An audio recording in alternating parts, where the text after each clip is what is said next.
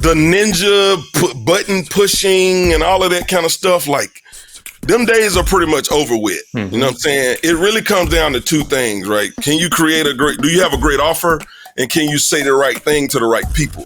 And creative is it's creative and it's offer. If you got a great offer and you can produce great creative, great messaging, right? Because that's what your creative is.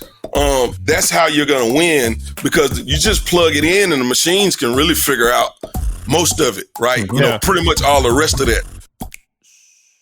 Boom, boom, boom, boom, boom, boom. What's up, everybody? You're listening to the Hustle and Flowchart podcast with your boys, Mount Wolf and Joe Fear. Check it. Joseph. Hi there. Hey. Hi. We're still in quarantine. Yeah, I have a feeling it's going to be a little bit. Yeah.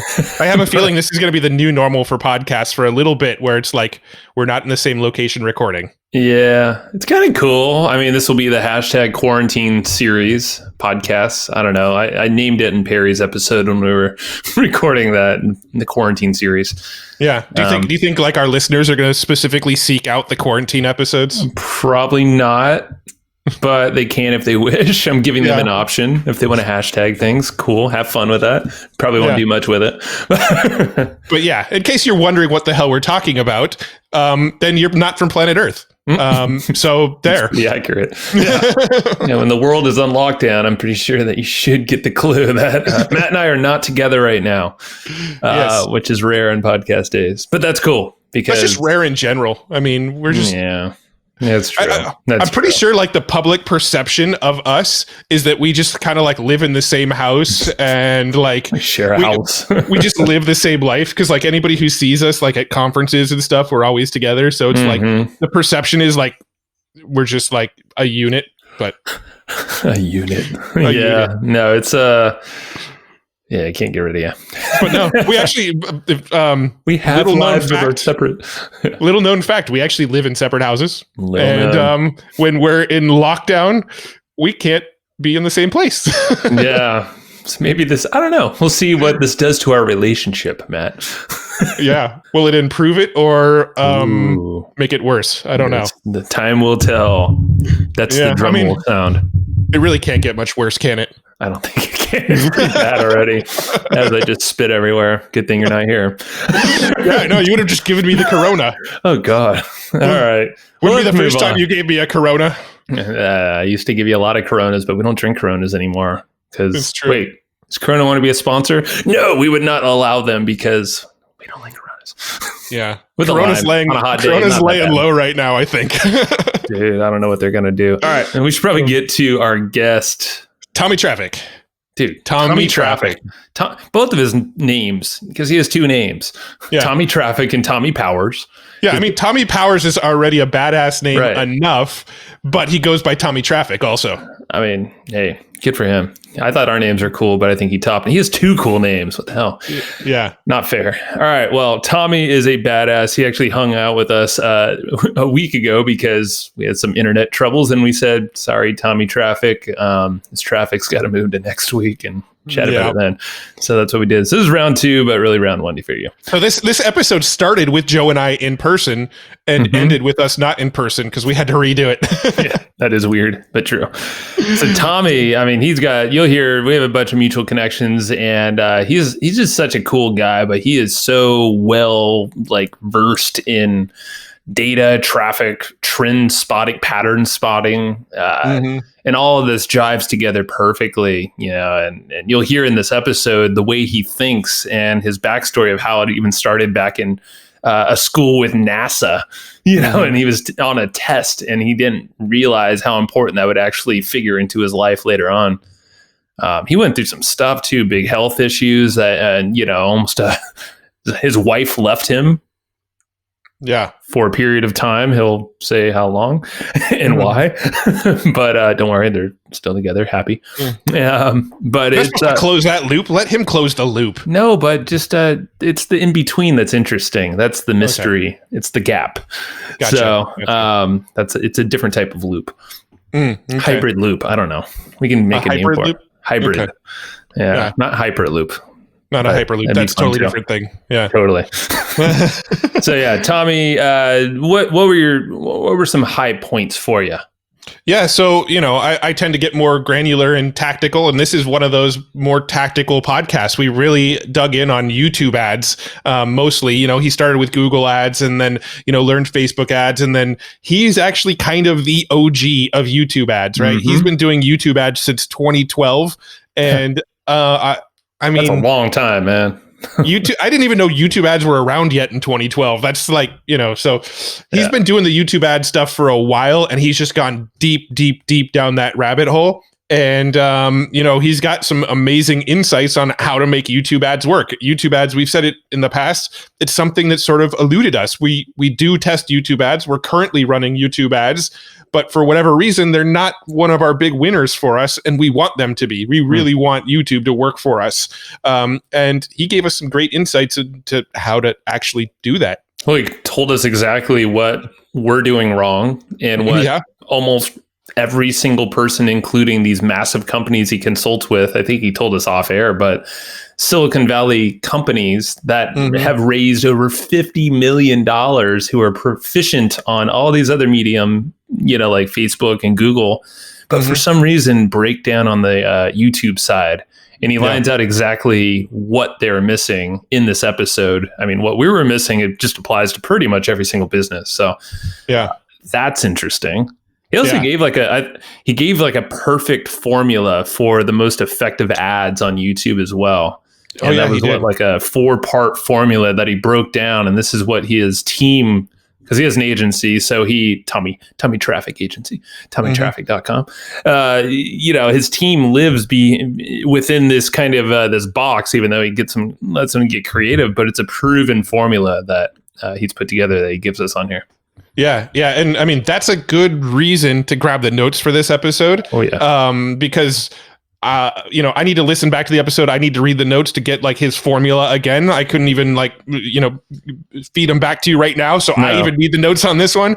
But if you go to hustleandflowchart.com/comp, hustleandflowchart.com/comp, we will hook you up with the notes for this episode. If you grab them within 2 weeks of this episode going live, they're yours for the taking. Or you can text the word comp to 38470 and we'll hook you up with the notes that way as well. And you're going to want them on this one because he gets tactical. And the tactical episodes are the ones where the notes really shine. Oh, yeah. Sue, our fabulous note taker, gets very, very detailed with these tactical ones. And they become like a playbook, which is really cool. So hustleandflowchart.com/comp or the texting thing that I can never remember. 38470 comp. That's the one. And then lastly, let's give it a quick little shout out to our sponsor partner, Ahrefs. Ahrefs. You know what? Actually, Ahrefs is really, really relevant to this episode because you can actually use Ahrefs for SEO analysis for YouTube as well. It's not just for Google. YouTube is one of the things that you can go and do deep dive research on, like various keywords and what other YouTube videos are running for certain keywords and things like that. Like pretty much anything you can do with Google keyword research, you can do with YouTube keyword research with Ahrefs. So amazing tool. We probably should have asked Tommie if he's using it. If I had to guess, I bet he is. Yeah, I bet he is. Yeah, because you can search basically, they have a whole keyword explorer. You can do like rank tracking through there. There's even there's all these other little widgets. We won't even go through them all, but basically it's like a massive dashboard with all your traffic data that you can kind of mine, spot opportunities, or improve things you're already doing. So 7-day trial for $7. That's only $7. That's nothing. So you can get a full access try of this thing if you go to ahrefs.com. That's ahrefs.com. Or just Ahrefs. Don't forget the A. All right. Don't forget the A. And the .com. Yeah. And or the things in between the A and the .com. Yeah, just don't forget any of it. Okay, so ahrefs.com. There you go. Just to be clear. All right, let's go talk to Tommie Traffic. Tommie, how you doing, man? Great. Better. Yeah. Doing best we can right now with what we got, huh? Exactly. Yeah, we tried to do this recording last week, and then it's craziness in the world, and then the internet just started freaking implode on itself. Yeah, we got about 7 minutes into a conversation, and then internet went out, and then the next day we got information saying that we have to lock down and we're not allowed to leave our houses anymore. And here we are a week later doing part 2 or redo. Re-over. Yeah, yes, man. This is actually, I think, the first time Matt and I are doing a remote kind of podcast like this, too. We were always usually together, but I do this whole social distancing thing. You know? Exactly. That's seems to be working out. Man, enough about that crap. Let's talk about you, man. And while you're here, you're just an ads master. I'm trying to remember who introduced it. Matt, you actually. So we're all in a Facebook group that's put on by Stephen Renton, right? And I think Stephen shared an interview that you were on YouTube. I went and watched the interview. I'm like, dude, this guy shares some really good shit. Let's bring him on our podcast. And so I commented on that thread over on Facebook. And then Jenny DeRose jumped in, who we used to share an office with. And Jenny's like, Tommie's legit. You got to talk to him. And, and that's how this came together. Yeah, Jenny's my girl, man. I come out to San Diego quite a few times. I go hang out with her and her husband and Dan and all of them. And been knowing her for a while. We worked together for quite a number of years together, working on the Organifi deal together. So that's right. And Dan's always the lurking listener of Hustle and Flowcharts, so we always have to give Dan a shout out. What's up, Dan? Yeah, Dan's definitely listening. And Dan loves getting shout outs on the show. So that's what's up. There you go. Yeah, man. And we were talking about how because you're a data guy, you know, and so I want to get into that whole story because that relates to, Jenny, you were just talking about her. She's, a scientist in a previous lifetime, and she got, she saw the power of AdWords and for her Facebook, but, same idea, all the numbers and experiments. You're like, holy shit, I could do experiments like now and get results. Yep. So talk about that, man. What got you all into this, and then we'll dive deeper. Man, like I said, I think when we was talking about it before, it's just kind of, I always had this idea of the internet, being the future, way back, when I was young. And, I ended up getting sick in 2007. I had heart failure, and that put me in a position where I had just switched to a new job. Like literally my 90 days wasn't even up. So I ended up being in ICU for like 10 days, and it took me about 6 months to get back up on my feet. So basically, I didn't have a job and I needed to make money, and I had always knew the internet, and we could get into the backstory of that later, but I always knew like the internet was the future, and it was kind of like now or never. It was like, I know this thing is like, I got to do something. I didn't have a lot of options, but I knew that the internet could be the wave, and what was the wave, and I wanted to be a part of that. And I just had to make a decision that, I can accept the situation that I am, or I can try to create, some new outcome based on, mostly people thinking that I'm crazy. But in my mind, I believed that it was possible, and I kind of just went all in on it. And that's kind of how I stumbled into affiliate marketing from one thing to another. Then I ended up doing Google ads because I'm trying to get, traffic to my links. And I would say warrior for them. I want to say I was, on there, and it's like, hey, you can buy ads on Google and send your links, drive traffic through your links, whatever. And, the goal is if you can get, more money from the ads that you buy, you keep the difference. I'm like, I think I could do that, and got a Google account and logged in, and I was like, this looked interesting. And after I put my first campaign up, I'll never forget the first time I logged in and I saw like, money being spent and numbers and everything. I was just like, it's over for me. I don't want to do anything else. And I told my wife, I was like, I'm about to and my wife was looking at me sideways like, yeah, whatever. But I was like, I'm telling you, I found my what is it that you're looking for in life, right? Like I found my calling, and she thought I was crazy because it was like, I just started doing it, but it was just something about Google ads when I logged in that day, man. I just could tell. I just knew, I just had a feeling that I knew like, this is it, there's been 13 years now. Yep. Yeah. And I think you were telling us last time before we got cut off that your ambition in the early days kind of got you in some hot water. Yeah. I think I might have been telling y'all about how my wife almost left me. My wife actually left me for about 2 days because at first, again, I had been sick. I didn't have an income. We were living off of hers. So 2007, my whole year, I made about $5,000, and that was only because of the money that I made at the beginning of the year up until February 19th before I got sick, because I was in a management role or whatever. So I had a decent little salary, maybe 35, 40 grand a year, something like that. And I didn't have any other income that year. So we living off of savings and with my wife. And obviously the savings was just pretty much depleted. So the last couple grand, $3,000, $4,000 we had, I was trying to buy these ads and telling my wife, don't worry about it. I got this. I'm reverse engineer this. You just got to trust me. And I remember getting my first conversion, and I told my wife, I went to her and I was so excited. And the commission was like $33, but I had probably spent like $3,000 or something like that. And I was just like, I told you it worked. I'm about to reverse engineer. I'm about to kill this, And she was looking at me like, she basically is like, I think you lost your mind. She was calling my mom and my family and was like, this guy has lost it. Because her thing was like, you mean to tell me you spent $3,000 and you made $30 and I'm supposed to be okay with that? And I was like, but you don't understand. You don't understand. And she was like, I can't do this no more. And she left. She took the kids and she left. And I had to go to her and be like, yo, you just got to trust me. Like, I'm giving you an ultimatum. Either you're going to come back home, we're going to work it out, or you're going to stay gone and it's going to be over and we'll figure it out.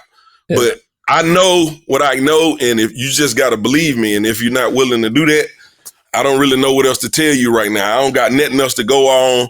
This is my last hope really for, obviously I can go back and work or whatever, but like, I have to pursue this, and I just need you to understand that. And she ended up coming back, but yeah, she was like pretty much out of here. Cause it's like, this dude is out of his mind. He done lost his mind, So, man. Yep. So what turned it around? What was there, like a specific offer that just hit for you? Did you finally figure out the ads? Like, what was it that got it all coming together? That's what it was, man. Just testing a bunch of different offers, man. And I ended up hitting on this this product, water for gas. So this early 2008, gas prices like $4, $5 a gallon. Yep. And, people were reeling from that. And it was just one of those things. I'm on ClickBank and I'm looking at different offers and I see this thing, water for gas. I'm like, water for gas. And I click through and I'm looking at it and I'm like, I don't know if I would do this, but I bet you other people would. You know what I mean? And so I did some research on it, and the concept was legit because what they were selling were plans on how to build the thing or whatever. And it seemed like a legitimate concept. And I'm like, with the gas prices being what it is, this makes sense. This is probably something people would, me not understanding an offer and all of these things. It was just like, the climate that we're in right now, this seems like it makes sense. Yeah. No, it seemed like you fit like you found a need in the marketplace right now. And basically it's like, all right, well, I got the traffic part, I think. Yeah. It made some super ugly banners because at this time, banner ads were like, no one were really doing display banner ads. You know what I'm saying? Mm-hmm. So I made like some super ugly, banner ads. I think I used, what's this tool I used to use back in the day? It was paint.net. It was like MS Paint back in the day. I made some banners with paint.net, super ugly banners, but man, them things converted. And I hit on that one. Probably out of the gate, I want to say, I might have spent like $200 and got a conversion, and probably by the time I was at $1,000 on that one, I was making money. So, so I finally hit on that one. I ended up doing a lot more of them, stacking on later, but that was the one that I hit on that just kind of turned everything around. I want to say that was probably like March of that year or so, and then that was probably like April, because March I think I got a conversion on I forget the offer that it was. But I just kept testing different offers, emails, zip submits, all kinds of stuff. And then that one I ended up hitting on, and I kind of ran with it. And probably like by like April, May, like that summer, I was like $15,000. And ClickBank would mail you checks back then. So I was getting checks in the mail like $9,000, $15,000, $12,000, $8,000, and after probably like the third, by the time I got that $15,000 check, I'm walking out the door, going to the bank, and my wife was like, "Where you going?" And I was like, "I'm going to the bank. I'll be back." And she was like, by the time I go out the door to try to close it, she's swinging the door open behind me with her purse on. I'm like, "Where you going?" She was like, "I'm going with you." I want to spend some money. I've been waiting. I was like, "Oh, so now you believe? Oh, now you believe?" She was like, "Yep, I sure do." Now get your ass in the car. Oh, excuse my language. Jump in the car and let's go. We about to go cash this check because you finna give me some of that. and we went ahead on, and it kind of took off, but the water for gas really set it off. That's funny. Set it off. I remember I used to get checks from ClickBank and I used to get checks from AWeber. And I remember when they finally had the option to direct deposit, they're like, "Do you want us to try on direct deposit?" I'm like, "Hell no, I want those checks." Like, it's that mailbox money. I love getting that money in the mailbox and taking it down and depositing it. I don't know why, but like there was something so satisfying about that. Yeah. So I'm curious though, were you driving like direct to the affiliate links, or were you building like landing pages in between, just straight up right to the links? I did all of it, but the most success I had was straight direct linking. And really, when I look back on it, a lot of it because I never developed email marketing skills. Like it was like what I realized looking back on it now, the guys that really did well with driving and building the list were guys who would mail the list. They were very, they were into the email list building mentality. Mm-hmm. And for me, I was getting the list, probably just didn't know what to do with it. And that's probably why it didn't work, right? Mm. So the direct linking and probably, a lot of other things, you got something working. I got complacent, all of this kind of stuff too. And it was just like, hey, if it's not broke, don't fix it. Yeah. So I kind of just stayed with that, Yeah. So I know you started evolving a little bit more into YouTube stuff later on. Right. I mean, that's probably jumping ahead, 4 years or so? Yeah, 2012, probably like five years. Okay. Yeah. I mean, that's still pretty early compared to when most people started talking about YouTube. Yeah. So why the change to YouTube, and had you apply like what you took from these early days over there? I mean, it was a lot of things, right? So if you go all the way back, like initially when we got on, y'all saw my 49ers thing. Mm-hmm. You asked me about that. So 93, my buddy, John Henderson, who's married to Jerry Rice's niece, even to this day. Wow. He had a bright idea back then that he could sell Jerry Rice memorabilia on the internet. I'm like, man, nobody gonna buy that. Long story short, he figured out how to load it up. He found his message board, scanned the image, uploaded it, the whole nine. And somebody actually ended up sending. I remember the first time he got money was from a guy from Ireland, mailed him a Western Union money order, man. Wow. The first time he showed me that, it blew me away. So that kind of planted the seed, on the internet for me. Then obviously I ended up being a computer engineer. I learned code in high school. Mm-hmm. So a lot of these things were just, after the success with the affiliate stuff, Google ended up shutting me down. Yeah. And that is how I ended up getting into the agency game. I don't know if you guys know John Sugar. I might have mentioned his name to you guys before. We know the name, but we don't know the name. So John and I ended up meeting around the time when I was doing the affiliate stuff. And what we hit it off was because he was doing affiliate marketing with Google Display, but he had built this software, keyword Rockstar, that would automate the campaign building and the banners and the whole nine or whatever. And that really helped me kind of catapult my income. I was maybe doing like 10 grand a month, and I was starting to doing $40,000-$50,000 a month from that. Wow. But I ended up getting shut down because I was direct linking and the whole nine. And I remember telling him one time, I was talking to him and I was like, man, like all my money's gone. I don't know what I'm going to do. I'm trying to figure out a way to make some money, blah, blah, blah. And he called me back later after that, maybe a few days later, maybe a week later or something. He was like, man, I got these guys that want someone to run their ads for them. And I know you're good at it. I don't, because he's really like, I'm really a software architect. I'm not, people know me because of paid ads, but that's not really, it's like, but I know you're good at it. And I figured, you might want to talk to them. And I'm like, but what am I going to talk to them about? Like, what is it that they want? And he was like, I want you to run their ads. And I'm like, but what, run their ads? Like, what benefit is it? He was like, they paid if, I was like, they pay money? So people pay money for me to do this? Sign me up. And that's how I got in the agency space. Yeah. So that was like that happened. And so if you like go all the way back to 93, and then there was an eBay thing that I ended up doing. So I was always in this mindset of what's next, where this thing is going. But earlier in my career, I was usually too early. You know what I'm saying? I could always see things, you know, for whatever reason, I could see things before they happened and kind of had a feeling about, especially when I'm really involved in it. So I'm knee deep into the ads at this point, and and because of the Google situation, I did not want to get complacent anymore. I didn't want to repeat the failures that I had. And so I was just trying to figure out where this thing is going.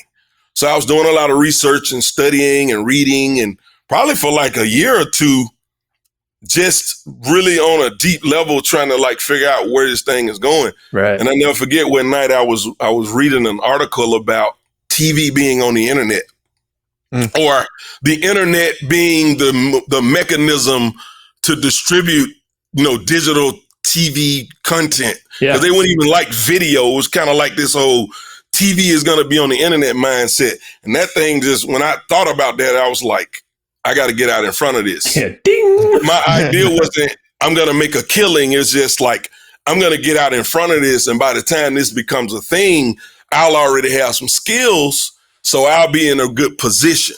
And that's kind of how I went about it. But it was like a lot of things that kind of triggered that moment, because it really just put me in that space of, I'm trying to stay ahead of the curve. Where is this thing going? This is the thing that I know I can see myself doing for a long time, can take me where I want to go, legacy, wealth, the whole thing. And that's kind of how it happened, you know, and just that aha moment, like TV is going to be on the internet. And so I started messing around with YouTube ads in 2012. Nice. Yeah. No, I mean, it's such a valuable skill, man. The trend spotting. And I mean, I'd imagine even right now, there's so many opportunities you're probably starting to spot, you know, and all these, I mean, just lots. I mean, there's so what kind of stuff do you look for, like when you are looking for opportunities? I'm just kind of curious, like, do you have any indicators or data you're looking for? No, I don't look for opportunities. I look for patterns. That's really my skill set. It's what I learned. And it took me years to really connect the dots on this. But in high school, I was in the NASA Space Grant Program, my junior and my senior year and my freshman year in college. And one of the things that, what happened with that was I ended up getting a recommendation from my physics teacher my junior year. And I remember the guy, he sent me out there to see Dr. Keith Koenig. He was like a world leading aerospace engineer. And he happened to be at the Mississippi State University. So where I'm from is a college town, Mississippi State University, the largest university in the state of Mississippi. I literally grew up in Starkville. That's everything in that town revolves around that university. Yeah. So he ended up recommending me, and the guy tested me, and I never forget, he tested me, and he'd give me like this one thing he had, it just had like a red button on it. And they would put these things across the screen. And he just told me when I recognized something out of order to click that button. I never really thought about it much after that. But I remember us having a conversation when I was in that program about pattern recognition. And him saying something to the effect that, you know, he felt he was like I was one of the most gifted people that he, you know, had ever been around with this. But I never really put any, you know, it wasn't until, gosh, man, probably 4 or 5 years ago that I kind of connected the dots on that part. But that's really what it is like, that's why I love the numbers and the patterns and the data and all of this kind of stuff, because I'm just looking for patterns. And then I try to make sense of them. So I'm never like an opportunity, you know, thing. It's just, what are the patterns? What do they mean?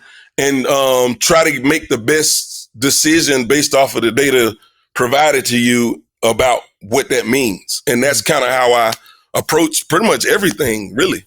I mean, even people, it's really like a whole part of my life in so many facets of my life, right? I pay attention. I look for the patterns, you know what I'm saying? Like, that's just, I don't know how to explain that. Here's sort of a timely question, kind of since we're all sort of in lockdown and everybody's quarantined and all this stuff's going on right now. I feel like it's a good time for digital businesses. Like if the digital businesses that get it right now are gonna thrive through this time. Are you seeing any sort of patterns emerge or any sort of trends that are happening right now, or things that listeners could kind of capitalize in these sort of uncertain times at the moment? CPMs are down more dramatically on Facebook than YouTube right now, based on what I'm seeing. I do have people that I work with in the business opportunity space, particularly on YouTube. Most of the Facebook stuff that I do, I don't really run a lot of Facebook ads anymore. I have people that I work with that do that. I'm more of a mastermind, if you will, in that zone. Cause I've never really been the best Facebook guy anyway. And then a lot of the people that I do work in that space with is like direct to consumer e-commerce, physical products. So, but like with YouTube, we do a lot of different things from lead gen to webinar funnels to, we're not doing as much on the direct to consumer lane on YouTube currently. I've done a lot in that in the past, but I'm doing more like online education, membership type, webinar funnels. All of them aren't webinar funnels, but a lot in the digital product space. And I mean, there's a major uptick right now on, particularly in the business opportunity space. I'm seeing better, conversions. Like I literally was looking at a campaign before this call. Normally we had been paying something like $8 or $9 per registration, which is kind of high compared to what we wanted to do. But this particular campaign has been performing so well, we kind of allow it to run higher like that. But literally today it's like at $4, $3, which is like crazy. Yeah. And that's kind of the stuff that I'm seeing right now in the last 2 weeks. Like it's a lot of people online. They're looking for ways to either extend what they're currently doing with this homebound situation, or some people are looking to pivot from whatever they were doing in case this, it's kind of what I'm seeing. So, but on Facebook, the CPMs over probably like 5 or 6 accounts, about anywhere from a 20 to 40% drop in CPMs in the last 2 weeks, which is astronomical. Wow. Yeah. Like literally I got these guys that I work with. They're in the Hispanic market. They're basically a Hispanic version of Organifi, really is what they are, which is why when they came to me, I'm looking at that and I'm like, I did that before. Yeah, like I know what you do here. They've not done anything different. And I hit them up and I'm like, why is your return on ad spend, so much higher? Like, what have you guys executed that we've been talking about? And it was like, we haven't done anything, and so I was like, okay. So I went back to check the CPM. They had a 40% reduction. They went from like a 3 ROAS to a 4.5 from last week to this week with nothing. They didn't do anything different. Nothing externally, nothing inside the platform on Facebook, because we kind of have this in-platform and external platform kind of way that we think about things. These are things that we control outside of Facebook, and then only the things that we can control by clicking buttons inside of Facebook. And they didn't do any of either, and they just gotta jump, which is it's very interesting. So I just wonder why.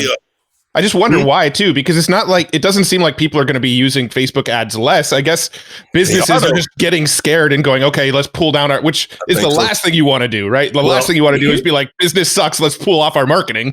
But there's an interesting thing I actually read last night on Reddit, but it was someone was quoting David Ogilvy, and he wrote some book, he's an ad genius, and he was talking about in recession specifically, that is the most common thing that people or business owners do, is just pull the ad spend.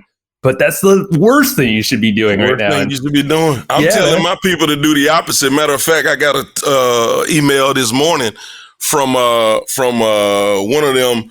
They almost had a 10K day yesterday because they cranked the ads up. And they almost about to, like a 10K day would be a first for them. They've never hit. I think their top has been like 6K in a day. Yeah. But yesterday, they just been cranking their ass up the last couple of days. I'm like, spend the money. What are you guys afraid of spending the money? he's like, man, we almost hit $10,000. We're going to keep trying. But it's like, they're just like super excited. Yeah. They're just spending more money. Yeah, I mean, like spending more, figure out how to get to profit faster. I feel like if you can combine both of those, but don't be like the masses where you pull out. I mean, the thing that David was saying, Ogilvy, was it's like if you spend the money now, the brand is also going to grow in the future. Absolutely. When people come back. I mean, they're already going to be attached to you now. You're going to be top of mind, not them, the people that pulled out and got scared. Well, just thinking it through, I'm assuming what's probably happening is there's so many e-com businesses that are getting burned by supply chain issues, and those people are having to back off the budget because of the supply chain issues. Great point. Because one of the reasons why I'm telling the one company I was just talking about that almost did $10K to spend more, they own their molds and they do their manufacturing here in America. Matter of fact, they based here in Atlanta and they control their own manufacturing and supply chain and the whole nine. So for them, it's like, y'all ain't got these problems. Most of your competition is probably selling cheap China knockoffs and things like that. Yeah. They have a patent on their product. They own their molds and they do majority of their manufacturing. And it's like, you guys need to be spending. Spend. I'm just telling you, like, just spend the money and see what happens. Just crank it up and see what happens. And I get an email and they're like, yesterday we had 10, you know what I'm saying? Yeah. But that was a key reason why, I told them that. Because they don't have any supply chain issues because they're in control of it. That's right. Now's not the time to be an AliExpress drop ship company. Exactly. Yes. Well, cool. Let's jump into YouTube a bit, because YouTube is one of those platforms that we've experimented with YouTube off and on. I think we actually have some ads running on YouTube right now, but we, for whatever reason, have never actually managed to be really profitable with YouTube. Most of our revenue comes through Google search and through Facebook ads. Right. Those are the two platforms that we do really well on. But YouTube, so many people have told us, like, YouTube is where it's at right now. You've got to be doing stuff on YouTube. Cheapest clicks, cheapest cost per sale, cheapest cost per leads, all that kind of stuff is coming out of YouTube right now. But for whatever reason, we haven't been able to see those results with what we're doing. So let's dive into that. Like, I guess my first question there is, like, what do you do differently with YouTube that, most other marketers are probably doing wrong? That's a good question. I really don't know what a lot of other marketers are doing, because a lot of times when I talk to people, they're not doing it. And I'm just like, why not? It's like crazy, right? So we made a decision end of last year to focus specifically as an agency purely on YouTube advertising, because I see the writing on the wall, right? The way that we do it, here's what I understand. The machines are smart, right? Like the ninja button pushing and all of that kind of stuff, like them days are pretty much over with. You know what I'm saying? It really comes down to two things, right? Can you do you have a great offer, and can you say the right thing to the right people? And creative is it's creative and it's offer. If you got a great offer and you can produce great creative, great messaging, right? Because that's what your creative is. That's how you're going to win, because you just plug it in and the machines can really figure out most of it, right? Pretty much all the rest of that. So I wouldn't say that I'm doing anything different than I really don't know what other people are doing, but it's a good problem. I would expect people probably aren't doing. Here's what I know about most of the people that come to work with us. They're not producing enough creative. The question that I always ask, right? Because a lot of the people that I work with, typically what we want to do as an agency, if we're going to run your ads, we want to know that your offer is already proven. So that means you're already spending money, cold traffic. 90% of the time they're already running Facebook ads successfully, and they want to diversify, and come over. Usually the question that I ask is, how many creatives are you running on Facebook? Most of the time, the people that I'm talking to about this, at least 50, sometimes hundreds, sometimes thousands. Wow. And then when I ask them about what have they done on YouTube and why they can't make it work, how many creatives have you tested? Most of the time, the answer is one or maybe two, never more than three. Wow. So there's the problem. Or one of them. No, I think you just also described us. I think we've tried like 3 different videos and go, nah, this didn't work. Let's go back to Facebook. But how many Facebook creatives are you guys running right now at any given time? Well, if you include dynamic creatives, I mean, definitely hundreds. Yeah. So that's the problem. Yeah. So when we're talking about creatives on, let's say YouTube, since Facebook creatives, a lot of people are obviously doing that. But YouTube, do you have go-to creatives or styles that you say are just required to at least start? Nah, it's more of a messaging thing, man. It's about what are you saying and who you're saying it to. I talk about this with my team a lot. I really harp on this. It's like I was actually having this conversation with my team yesterday, and I'm telling them because I'm having these different conversations with people, and I'm like, geez, media planning is a lost art in these digital streets. You know what I'm saying? If you look back at the Ogilvies and all of these guys, media planning was a very vital component to what they do. But in this online environment, no one's teaching it. People aren't doing it. And, it was a challenge in my own company because a lot of what I used to do was up here, and then trying to build a team, I had to start. And so I remember last year talking about, the media plan and this, that, and the third. And some of them is like, I don't really understand what you mean by it. So I'm like, man, I got to teach them the media plan process, and we really got to develop that out. But a lot of people aren't doing that. So what happens when you're planning, you're looking at who you want to talk to based on the media plan is typically who am I going to put my ads in front of? That is what then dictates what your creative is supposed to be, because different buckets of traffic will, different audiences will respond differently based on a message. You could have 5 or 6 avatars that would buy your thing, but they're different people and they're different mindset. There's different conversations going on in their head. And so that's really kind of what it is. It's not about, to me, we don't, there's a lot of styles that work. Talking head, on site, we run animations, we run motion graphics, B-roll type stuff, PowerPoint, basic, super basic, PowerPoint. There's a lot of ways to kind of bring the message to life. But what I found is the message is more important.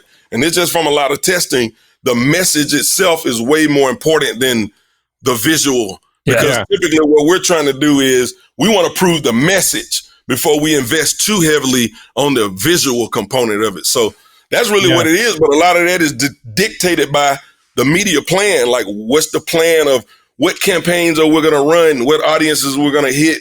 We're doing all of that first, and then that's going to dictate, okay, what type of creatives we need to produce to be able to effectively communicate this offer to these different set of people. Yeah. And then we develop messages according to that. And that's really the key to it. I really think that could be where a lot of people's barrier to entry is. And I think our barrier to entry is the amount of creatives, because you look at Facebook, now that they have the dynamic creative, right? I can go write 4 headlines, 4 descriptions, put 10 images in there, put, 4 different calls to actions on there. And now I've got 100 variations that just got deployed all in a 20-minute period. With YouTube, it's you have to make a new video, a new video, a new video, a new video if you want to have all these different creatives. So, not necessarily. You can actually, a lot of times we'll make 2 or 3 kind of meat and potatoes, creatives is what we'll call them. And then there's a lot of ways to recut them in different ways to come up with different, I could take one video and make 5 or 7 variations from it. So if I got 3 meat and potatoes videos, and typically we're not trying to do all of that at first, right? It's we'll have 3 messages that we're trying to hit, and then the one that catches, we can go back and recut that in so many different ways to make different variations of that, where we're not going out and say, we got 3 of them, and now we're going back and making 5 more, and we're creating 5 completely new. A lot of times it's if we get a winner, we'll recut that on a lot of different ways and kind of repurpose it, if you will. So we could take that one winner and make 5, 7, sometimes even 10 variations on that. Shorter, different alternate intros is what we call it, right? So we can change the beginning. It's just a lot of different things you can do. Now you do have to, the barrier to entry on that is you need to have an editor or someone who knows how to manage editors or either you need to have an editor who understands the process, for understanding like how to do that. But a lot of times it's just, we get our editor and it's like, hey, this, we want to do this, and this, and he'll spit back 7, 8, 10 different variations on that. Then boom, we got 10 new creatives to test, and we've already invested whatever that front end money was to make the meat and potatoes version. That's right. I mean, that makes sense. Is like figure out your core audience, probably your best avatar first, build out the meat and potatoes core creative, that can then get spun out into all these different creatives for different avatars, changing the intro. That's like the lead in, the hook, the big idea, whatever you want to call it. And then, the middle part's probably more or less the same. And then the call to action's probably, going to solve that particular problem and lead them to the next thing. Yep. You got it. That's pretty much it. In the grand scheme of things, that's pretty much it. Sweet. Yeah. Well, I think, going back to the question about what you do differently, I think you sort of explained it when you were talking about the media planning thing. I really think that is like the big difference between what you do and what a lot of other marketers don't do, right? Like it's the whole, what is it? The Abraham Lincoln quote. I don't know if it was actually Abraham Lincoln or not, but the whole like sharpening the axe. You're going to cut down a tree. You spend the first 5 hours sharpening the axe and the last hour chopping it down or whatever. But, I really think that's probably it. So many people, I think, just want to make a video real quick, slap it up, and go, okay, that didn't work. Make another video, that didn't work. YouTube's a bust. Yep. Yeah. I mean, running an agency, man, we can't operate like that. I mean, I wouldn't have no clients. You know what I'm saying? That's true. We wouldn't make no money. You know what I mean? Like you have to have systems. And I think that's what a lot of people, if they claim it don't work, they probably just haven't given it, the right effort. And maybe it's because they don't know, what I'm saying, these things. But typically, that's why people, hire us, because we have these capabilities. We actually, again, I talked about the writings on the wall with the future. I've really went in this creative direction, out of necessity more than anything, because I don't want to become a dinosaur. You know what I'm saying? Like, people call me the OG of YouTube ads and all of this kind of stuff, but I don't want to be a has-been. I don't want to be the OG who used to be hot type of thing. You know what I mean? Like you still getting shows because you was hot 10 years ago off of a couple hits that you had. I don't want to be that dude. You know what I'm saying? So it's depressing. Yeah. So I want to be innovative. I want to be ahead of the pack. In order to stay that way, I just like 2017, I kind of started writing on the wall, and I was like, I got to really get with this creative thing. Cause one thing about the Organifi project, working with those guys, I mean, they was pretty much whatever I wanted, they was putting them out. I mean, we tested probably 1,000 videos in the almost 3 years that we was running the YouTube ads. I mean, it was, we had I had a lot of creative at my disposal, and that made my job easier to make it happen. Like just straight up, like I can click all the buttons that I want. If I wouldn't have had a great offer, first and foremost, and a lot of creatives, I don't think I would have been that successful with that. And so I kind of started writing on the wall and was like, I was looking for companies that could do this work, but I realized in that process, and wasted a lot of energy and money, people don't know how to produce videos that convert with YouTube. And the true thing even further from that is, most of the time, the stuff you produce at first probably isn't going to convert. It's really the process of how do you follow that up, right? Like, what is your process for testing and iterating? Because most of the time, it doesn't always work that great at first. I mean, every now and then you'll get, because we had one of these situations happen like January where, it kind of like hit out of the gate. And I'm telling them like, because everybody is like happy and excited, but I'm like, this is not the norm. You know what I'm saying? Like, don't get used to it. So, and then like last month we had one that's like completely bombed out of the gate. And it's like, everybody's sad. And I'm like, this is normal. You know what I'm saying? I'm not mad. We're just going to keep working our process. And so it took us, for this last one, it took us like 2 other iterations to finally hit something. But most people would have threw the towel in. Yeah. So most of the time, that's what it is. And so then what I realized, this is a recent example, but probably 2017 going through this, because that was at a time where I I shut my agency down. I was on the back end of working with Organifi. That really blew up. And I was just really in this state of mind that I wanted to own my own assets and invest in companies and all this kind of stuff. Yeah. So I started doing these different deals, and then I started having people, and we're working on projects, and I needed people to help me with these things. And that's how I started looking for these companies, but I never could find anyone that was, and I'm just like, gosh, no one knows how to make YouTube ads that convert, and I had to figure out how to do it myself. But even when I started doing them, it was like, most of it wasn't working. And what I learned that it wasn't about making a video that worked. It's about having a creative process. And that's when I was like, all right, this is what I got to do. If I want to be successful, I got to really go all in on the creative thing. And that's basically what I did. And so we're all the way down the rabbit hole on that front. Well, it seems like you're doing it smart, because I'm sure most of the competition out there, the other advertisers, just give up right at that first video going down, scrap the whole thing, maybe try a different offer, or just don't go back to YouTube. I know we were scared away for a long time because we just didn't go deep enough. But here you are. You probably know the competition bails out. At this point, you're nope. Here's the thing too, though, man. It's like I'm not trying to reinvent the wheel. Like, I'm leveraging my experience. I study the market. I look what other people are running. There's no real software tool out there that can give you that you can spy on what people are running. Mm-hmm. I started on that path, and about 10 grand in, I'm kind of like, I don't know if this is the best use of my money right now.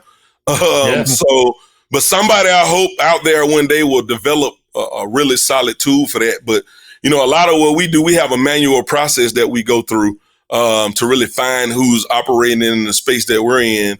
We build swipes of other people's successful ads. We got a freaking catalog of them.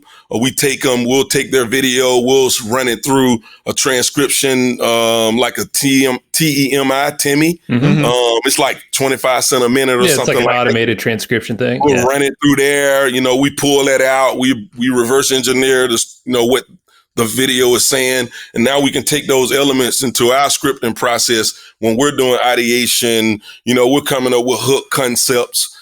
Sometimes you can see a hook concept in a totally different thing that you can resituate to make it work for the lane that you're in. So we just started building like a catalog of these things. So it's not like we're just reinventing the wheel. A lot of it is going and looking and taking the time. I've even have trained virtual assistants who their job is to kind of, have different YouTube accounts that they can log in to different incognito windows. Yep. And then they can go watch videos in particular, and kind of see what's out there. And we'll build, a swipe file of, 5 or 10 or 15, depending on the market. Like, some markets, a lot of advertisers in, some of them not so much, which is usually a sign, right? Because if they go out and we ain't seeing a lot happening in this market, no one's buying ads there, probably ain't no money there. You know what I mean? So somebody's probably there if there's some. But we just, evaluate other people are doing in turn, and on top of our experience, because people are constantly innovating, So we're taking from those things as well. So it's not about reinventing the wheel. You ain't got to try to, I tell people that a lot. Is like, you're just not doing enough market research. You're not studying your market well enough to find out what's going on out there, so that you can use that and to help you develop a strong strategy. You still got to test, and you got to tweak and iterate and all of that stuff. But, again, it's sharpening the, sharpening the thing 6 hours before, that whole thing is kind of like the same idea, same concept. So do you find with your videos that there's any sort of specific elements that kind of have to be in every video? Because, I know with YouTube, like if you're doing a pre-roll ad, right, you got like 5 seconds before they can skip the ad. Correct. And then it's like 30 seconds before you actually pay for it, or I don't know exactly how it works, but it's something like that, right? So you obviously have to grab the attention within the first 5 seconds. What sort of elements do you pretty much always put inside of a video ad?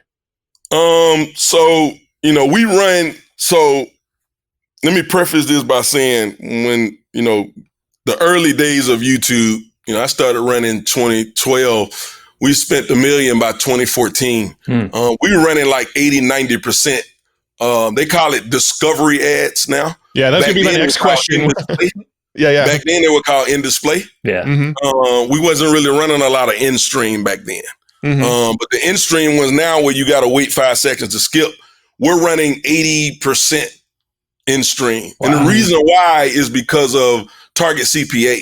So the algorithm will, you can basically, they have a maximized conversion bid type, and they also have a target CPA where you can say, this is how much I want to pay for that action. Total game changer, man. That changed the game. That literally was the one thing that pushed us to that 80% in the in-stream lane because, the algorithm is amazing. You know what I'm saying? So, feed the machine, right? Correct. So we run majority in-stream. And so mostly the elements of those are pretty standard. You have a hook. You want to engage them. You want to connect them. You want to give them a call to action. So we kind of look at it like, I would say like, we're trying to qualify and disqualify, in our hook. So the hook isn't just to get their attention. I see so many people get that wrong. They be like, hey, before you click the da-da-da-da-da, it's like, they're going to skip. Or if they watch, like, that's the wrong person. Like, you want to qualify and disqualify with your hook because I want the right people watching my video. Right. So that's a key thing. And then the whole engage thing is kind of like what's in it for them because people don't care until they know you care. Like they don't, we're selfish. It's just human natural, you know what I mean? So you're trying to qualify or disqualify the wrong people, qualify the right people. And then immediately we trying to kind of give them some concept around. And there's a lot of ways to do this, right? Because some of our ads are more story driven. Some of them are more direct, but we want to try to engage them, which is kind of like I say, like what's in it for them, because that kind of gets people to be like, okay, I want to keep paying attention. And then we want to connect with them. Story, sometimes if it's more direct, we're more about features, benefits, that sort of stuff. And then call to action, tell them what to do and show them what to do. Where to click, click below this button, whatever the case may be. And then we want to try to set them up for the expectation of what happens after the click. I see a lot of people miss that in their creatives. Because a lot of times people will click through and then if what in their mind doesn't match where they land, you're going to have high bounce rates and all of this kind of stuff. So you're kind of like, pre-setting them up for the next phase. Yeah. Exactly. So those are like the core elements that they all have to have. And then outside of that, creativity, we're just trying to be as creative as we can and sprinkle on top of that framework, basically. Yeah. There's a crap ton of ways to do that because I'm not like I have ideas, but I'm not like the creative. The part of my brain doesn't function as much. You're more the framework, it sounds like, right? The framework, strategic, data, numbers, you know what I'm saying? Yeah. But having creative people on my team, like, they be coming up with stuff that I could have never came up with. Well, this is perfect because you have the constraints you're giving them. You're like, you gotta have the constraints. You got to, because then, it's proven. You've proven it. Yep. Many people have, and now you have the creatives just go to town. You're like, all right, work within the box. Yep. Yeah. Sometimes I let them work outside the box though, because sometimes, I want to try. That's why we have, our deals and side projects and things that we work on in companies that I've got deals with and all this kind of stuff. Well, we have like full creative freedom. When you're working with clients, there's other stipulations that go along with, having full creative control, right? Like, they have different things with their brand or whatever, ad restrictions and things they can and can't say and, legal things. And they have attorneys that want to evaluate the scripts and look at the videos and all of this kind of stuff, right? But when we have like full creative control things that we work on, sometimes I just let them go do their thing because I've gotten the breakthroughs that way, right? I've gotten big breakthroughs by saying, I trust that you guys know the process now, but don't be constrained by anything. Go do whatever you want to do. And if you feel good about it, we're going to put some money behind it. Yeah. And it might not be, but $200, $500 or $1,000 test or something like that, which, we are able to do that now. So I've gotten breakthroughs like that. And that's a good size test still, right? Yes. YouTube, that's like a really substantial test. Well, it depends on the product, right? Because I tell people, like, if you're selling $1,000 thing, you need a lot of conversions to really dictate whether that creative is working for you or not. Because I can see plenty of times where I'll have a video with a 35% view rate and one with a 20% view rate. The cost per click is, 75 cents. The other one is $2, right? All of the other metrics are better, yet the higher click cost one would outperform it, like hands down. So you can't always make decisions purely on, view rates and click-through rates and all of this kind of stuff. Although we look at those numbers, you can't make decisions purely on that because our holistic approach is money in, money out at the end of the day. Sure. So when you're selling $1,000 thing, if you're not spending $3,000 on a creative, you don't really know. You know what I'm saying? Versus you selling a $20, $30 thing, I could spend $1,000 is a huge, test. Like that's a great test. Like I don't even think we probably need to spend that. We could probably spend $500 in that situation and know whether or not that creative is good. Maybe not even that much. Maybe we even spend $200 or $300. But when you're selling a $1,000 thing, I can't spend $1,000 and like I can make a decision, but I'm guessing more than I am leaning on the data telling me the truth. And I would rather have statistical significance and make a decision off of that than me saying, I feel like this one ain't gonna work, right? Like I try to avoid those things. So that is the challenge with like the webinar funnels where they're selling the high priced, $1,000, $2,000 course type thing or whatever, because that's the downside of it. You need so much money, more money on your creatives to really dictate. If you just looking at your registration cost, I got ads that are like I was telling you, I had like one that was like $9 when everything else is like $5, and that's just like killing everything else. But traditional wisdom would be the $9 one. Most people would be like, that's too high, right? Well, I mean, in the grand scheme of things, that may be true, but like when you're looking at a money in, money out, and you got enough data to really make that decision, $9, I don't care because I'm making way more money, even though I'm paying way more. I guess that, and really it's like that audience is just probably a really strong audience. And there's probably just a segment of the people in that audience that connect with that message. But when they connect with it, they are really, really about it. You know what I mean? And it moves them. So it'd be like that sometimes. It sounds like this goes back to your very first transaction, the $33 or whatever it was. And you had to invest what you said something was like $3,000 or maybe it's more than that. But it's like, there you go. You would have never gotten to that point unless you invested that. Yep. So I'm curious about targeting. One of the things, so we had Tom Breeze on maybe a year ago. I'm sure you're familiar with him.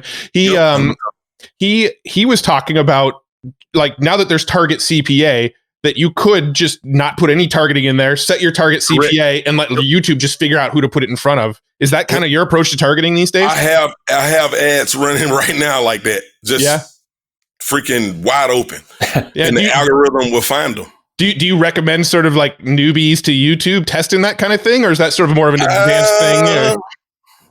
It really depends. I think if you have a low ticket or a lead gen type of situation, you can play that game because it's you have to have a healthy budget, in my opinion, to be able to play that game.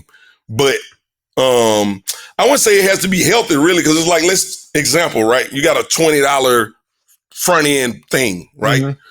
I could go wide. I could go wide with something like that and know within a couple $100 whether or not the algorithm gonna do the thing for me. You know what I'm saying? And shut that off. Like, so I could test, 10 or 20 different audiences like that at $5,000. You know what I'm saying?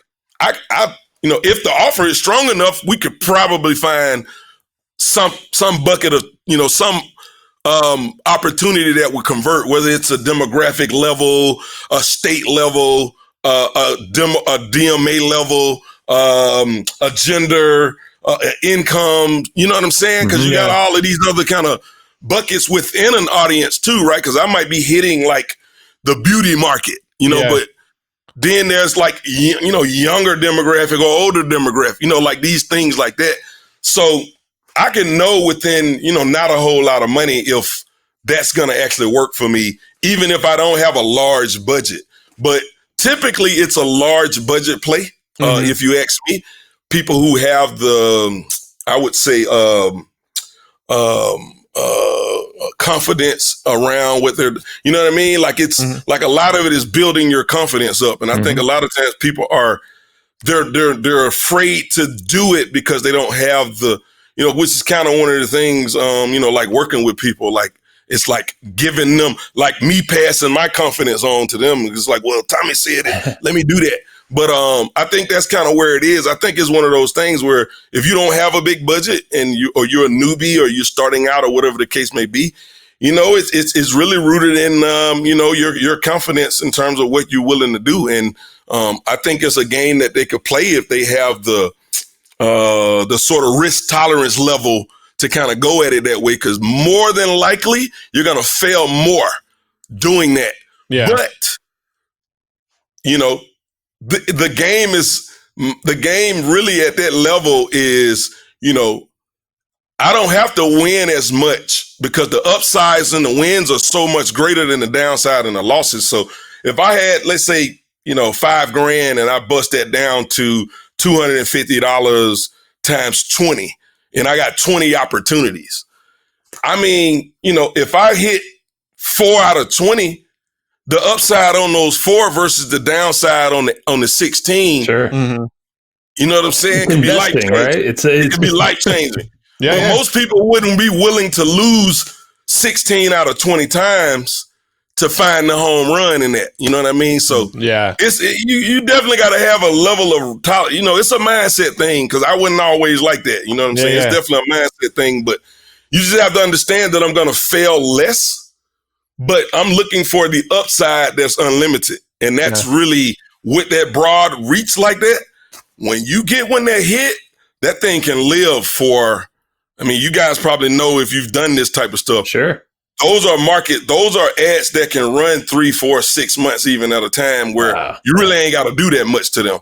Yeah. Versus the ones where you're doing the little, this and that and this and that. It's like a lot of management involved in that. Mm-hmm. But if you can go broader, you can manage a lot less. There's a lot less managers associated with the broad stuff. So that's one of the reasons why I like it too. Because as a company running an agency and having people and expenses and things like that, is like, broad targeting stuff.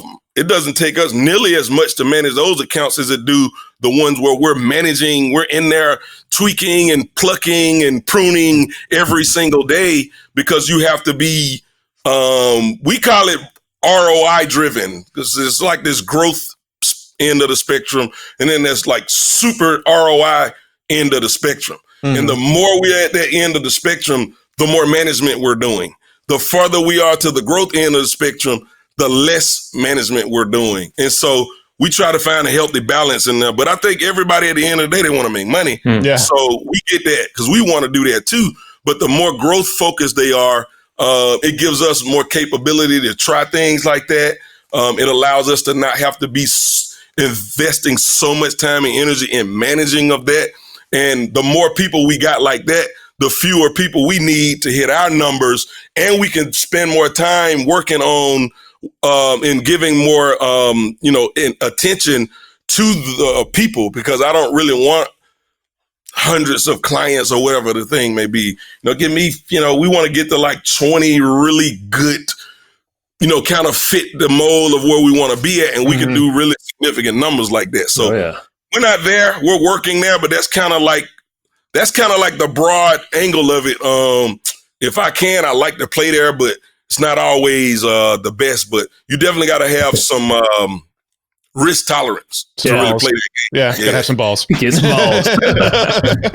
There you go. Well, I wanted to say big nuts and cojones, but y'all said balls, so I'll say big nuts and cojones. That's right. Well, dude, talk about we'll wrap this thing up since we're almost at the hour, but tell us a little about the agency, how people can find you and explore more. Yeah, right now, Tommie Traffic. So my name, Tommie with an IE, traffic.com. That's everything is kind of housed under that. We're in the process of rebranding, actually not even rebranding. Really, it's like this creative thing is kind of taking a life of its own. So we're establishing all of our stuff as we speak right now. And we're gonna be rolling out this because I'm trying to kind of I want to use the Tommie Traffic kind of personal thing, but eventually I'm trying to transition. I want to build, I'm trying to build a real organization, a company, an actual, and so we're gonna develop. We're gonna put all of that under the brand, the advertising agency, the creative agency. We're gonna house that under that umbrella. And so we're not there yet, but for now, Tommie Traffic is how you find me. Yeah, that's a cool name, man. You got one of the best names, Tommie Traffic. And I know Ron Douglas, man. I don't know if you guys know Ron. We do. Ron Douglas. We do. Ron? We don't have him on. We haven't had him on the podcast yet, though. We got to get him on, man. Yeah. Yeah, Ron, man. It's probably 2013, 14. He called me that, and he said he got the idea from Johnny Football. Johnny Manziel. Running all over the SEC. Yeah. And I think we was talking about that, and he was talking crap. He was like, yeah, Texas A&M just came in the SEC running all over y'all, Johnny Football. And then I knew him one time he said the Tommie Traffic thing, and that's where he said he kind of got that idea from. And I was speaking at a conference, and I talked about it. It was probably like 300 or 400 people.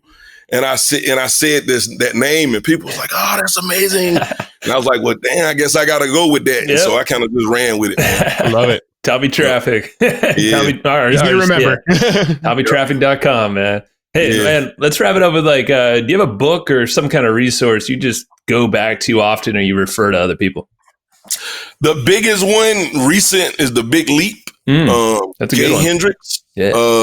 We end up developing a genius zone exercise that I make all the people on my team actually go through. From that book, it was kind of from that book where we basically kind of finding the things that you're great at, that you're really passionate about, that you love, and then you're trying to put those in it's like a quadrant, right? So you kind of got x-axis or y-axis, and on one end is like love and hate, and on another end is strong and weak. And what we do is we have to write down all of the things that we do.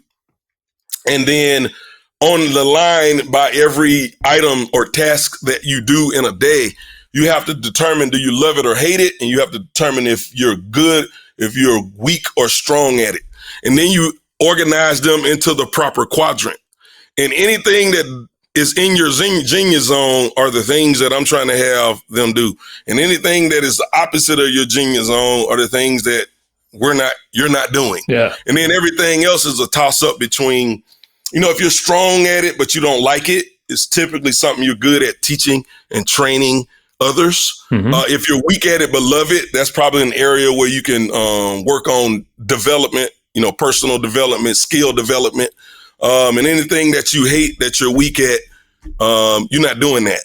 We don't need to be doing that at all. So that's been huge for me.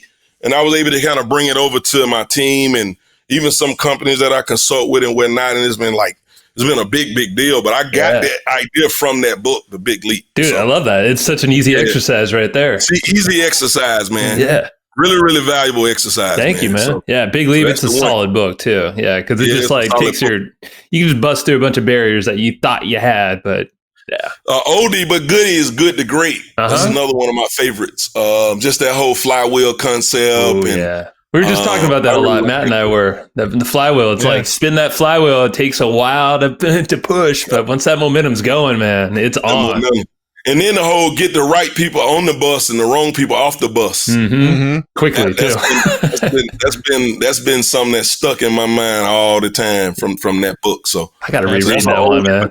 Yeah. And I probably got, all Ogilvy. You kept talking about Ogilvy. I got some Ogilvy. I actually got some Ogilvy books. There you go. Some more Ogilvy books that I literally just got. In the Amazon package and all still. You know what I'm saying? King of Madison Avenue, Ogilvy on advertising. But I got some more Ogilvy books over there as well, too. So, I kind of went down the Ogilvy rabbit hole some years ago and I guess he kind of got off my radar for whatever reason. And my cousin is actually my creative director now. He works with me, and he got to talking, and I knew he did some stuff in the ad space or whatever, but he's a more tech creative type, you know, and so that's kind of how we ended up. I kind of ended up getting him to come on and working with me, and he was like, David Ogilvy. I was like, man, what you know about Ogilvy? And he was like, what? And we went on there like this whole hour conversation about him. Yeah. And I was, you know, and that's what prompted me. He was like, man, you ain't got such and such and such. And he started rattling off all of his books. And I was like, dude, I didn't even know you was into that type of stuff. He was like, oh man, yeah. So I was like, yeah, I got to go get them too. I think I already ordered them, but I didn't. So I went and bought them. But I got to brush up on some of that too, man. It's that old wisdom, man. It's the time-tested, you know, like I mentioned the whole thing. I think he was referencing 6 previous recessions and what to do in recession. It was Ogilvy on advertising. It's one of those books he got right there. So check that out. You'll see exactly what I was reading. It's good stuff, man. That's what's up. Yeah. Well, what works to sell people now is the same thing that works to sell people 100 years ago, just different mediums. That's it. That's the only difference is the medium. All right. Tommie, man, appreciate you for doing this round 2. Last time we did but this one. Hey, man, I'm excited. Like I told y'all before, I've been seeing y'all stuff for a while. I've seen you guys around for a while, man. We just probably never crossed paths for whatever reason. Yep. It's bad, it's bound to happen, man. Yeah. TommieTraffic.com. Everybody go check it out. Yes, sir. Yes, sir. All right, man. See ya. All right. Thanks. Thanks so much for tuning into that episode. I hope you dug it. I know Joe and I dug it. I actually kicked Joe out of the room. He's not here right now because I wanted to tell you about a tool that I really, really dig. We use it in our business. We recommend it all the time. It's called Easy Webinar, and it's a tool that lets you do live webinars, automated webinars, hybrid webinars, and, pretty much any other kind of webinar if there are other kinds of webinars. But anyway, this tool is kind of like your all-in-one, do-it-all tool for anything webinar related. It's Easy Webinar. It's put out by a dude named Casey Zeman. He's been on the podcast. If you haven't listened to that episode, it's a killer episode. He's a really smart dude, but his software is amazing. It does everything. It's, the title tells you exactly what it does. It's an easy webinar platform. And we use this in our business to run automated webinars all the time. We don't do a lot of live webinars these days. We like to do the kind of automated webinars where somebody can register and then they can either watch it like 15 minutes later or they can watch it the next day, but it's just kind of always running. And it's a system that helps us make autopilot sales off of our webinars. Super cool tool. If you haven't tried it yet, it's an amazing tool. And Casey is actually hooking you up. He said for listeners of Hustle and Flowchart, I can't believe he's doing this, but he said for listeners of the Hustle and Flowchart podcast, he's giving 25% off of the membership to use Easy Webinar. It's already super, super inexpensive for what it does and all the cool features it has, but he's hooking you up with 25% off because you're a listener of Hustle and Flowchart. Go to easywebinar.com/hustle. That's where you can get that 25% off discount. That's easywebinar.com/hustle. It's a awesome tool. You're going to dig it. So just go grab it. Check it out. easywebinar.com/hustle. See ya. No, not see ya. You'll hear me in the next show. I don't know how to close these things. Go get Easy Webinar. Talk to you later. Do you want to learn the hard skills necessary to support your favorite shows? Well, cool. Our friends Gina, Haley, and Mel created something called Podcast Production School. Now, it's an online course designed to help you master the skills and strategies needed to launch, manage, and grow podcasts, including things like audio editing, show notes creation, and promotions. So download their free podcast production or their launch checklist today at podcastproductionschool.com/go/flowchart. Again, that's podcastproductionschool.com/go/flowchart. Thanks everybody for listening to this episode of the Hustle and Flowchart podcast. Before taking the time to listen, we want to give you something a little bit special. Every single episode that we do, we actually have somebody on our team take notes. We basically have a Cliff's Notes version of every episode where you can go and find all of the tips and tactics that they laid out, all of the resources that they laid out, all the good stuff from this episode. We actually have a nice simple notes version that you can find on our website. So go to evergreenprofits.com, find this episode that you just listened to, and give us your email address and we'll send you the notes.